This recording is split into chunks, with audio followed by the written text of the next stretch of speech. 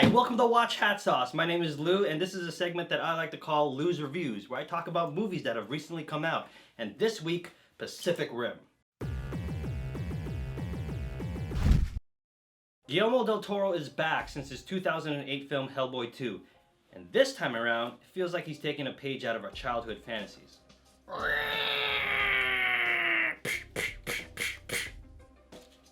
Come on, I wasn't the only one that did this when they were a kid. We got Charlie Hunnam from Sons of Anarchy, Rinko Kikuchi, Idris Elba, the very funny Charlie Day, and the man, Ron Perlman. So for my quick little overview of the movie, or my quicko, this movie was insanely awesome! This movie was colorful, it was grand, it was huge, it was big, it was epic, and it was one of the best 3D movies I've ever seen. I'm not a very big fan of 3D movies, but this is, I can honestly say, the 3D was excellent. But perhaps it was too big, maybe a little too overambitious, because at the end of the day, my head was spinning. I thought my head was gonna explode. But overall, fun. So in the near future, or not so near distant future, it was around 2020 when this movie takes place, monsters started showing up out of this portal in the Pacific Ocean, and they started attacking human cities. So the tagline of the movie is, to fight monsters, we had to create monsters. So what did they do? These huge, giant, Godzilla-sized monsters, they made huge Godzilla-sized robots that go kick their ass. So the names that they call these monsters are called Kaiju, and the names that they call the giant robots are called Jaegers. I'm just wondering if there's any subtext to that. Like, I wonder why they called the Japanese monster after a Japanese name, and why they call the robots a German name. Any subtext in there? We could talk about that. So one thing I think movies and video games are doing really well these days, especially, for example, The Last of Us, is introducing the movie. They introduce the main characters, they introduce the setting and what the hell is happening in the world.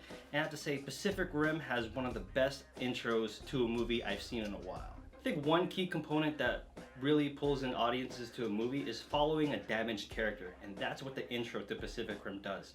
It introduces you to him, and it also shows you just what it is that damages his character. So the main problem in the movie is that the Kaijus are actually showing up more frequently and bigger. So this military leader named Stacker Pentecost, played by Idris Elba, is pulling in all the best pilots that he knows. And one of them, of course, is Riley. But Riley's like, oh, I can't do it, man. The first 10 minutes of the movie really emotionally scarred me. I can't possibly pilot one of those robots ever again. But really, it only takes like 2 minutes for Idris Elba's Pentecost to just convince him to change his mind. So to put simply, it becomes this sort of last stand scenario where they have to shut down the portal in the Pacific Rim once and for all and save humanity from extinction. So in order for them to pilot these giant robots called the Jaegers, it takes 2 people to pilot them. And a process that they have to go through in order to pilot the giant robots is something called drifting, where they have to link their minds together. And this is interesting because you're actually tapping into the mind and the soul of the other person that you're with. It goes beyond that sort of physical intimacy. It's just human connection, raw human connection with like someone's soul. But I guess the main downfall of the movie was that, what I'm about to say right now is you might understand it or you might not. It gets a little too Hollywood.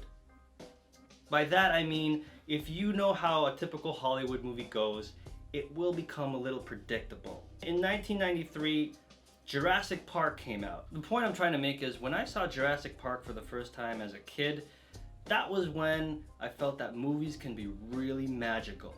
Like reality and fantasy are not that far apart anymore. And that's what I feel like for Pacific Rim, where like fantasy and reality, if I had kids, my Jurassic Park would be their Pacific Rim. Just awesome. That being said, Lou from Lou's Reviews gives Pacific Rim a 4.4. So next week, I'm gonna check out that movie called The Conjuring. So we got a lot more cool stuff here on Watch Hat Sauce, but if you like what you see here, look down below, like, subscribe, and you're good to go. Scissorhands, playing an engine, that's where the element of superstition comes in. So we got Armie Hammer starring as the title character, the Lone Ranger. You might remember that handsome devil from the Social Network.